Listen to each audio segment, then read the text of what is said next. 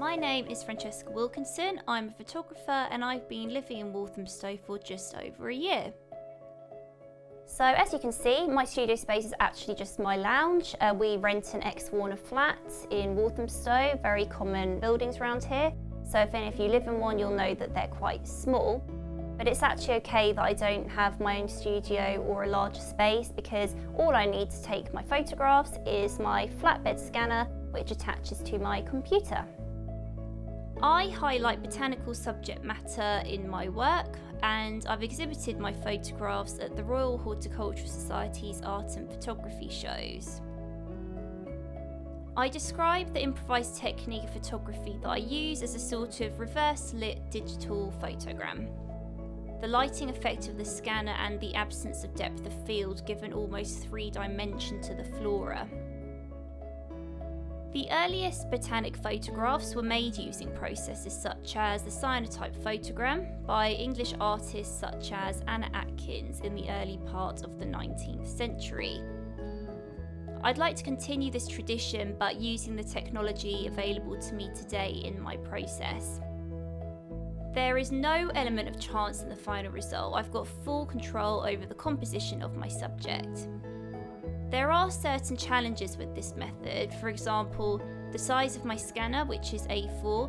If a specimen is too large for it, I'll photograph it in parts and then I'll digitally stitch it back together post-production. One day when I've got more room or maybe a separate studio space, I'd like to get a larger scanner bed and see how that might expand my compositions or what specimens I can photograph. One of the reasons that we moved to Waltham Forest was because of the amount of green space in the borough. It's also really nice to be around so many like-minded people who care about looking after the green spaces. We're so lucky we've got Walthamstow wetlands and the Lee Valleys on our doorstep, and also Epping Forest is just a 15-minute train journey away. Most of the specimens which I photograph are either from my garden here in Walthamstow or my parents' garden. I don't pick wild flowers. Sometimes I'll buy specific plants, and there are a number of online companies that sell native wildflowers in pots. I'll then replant those in the garden.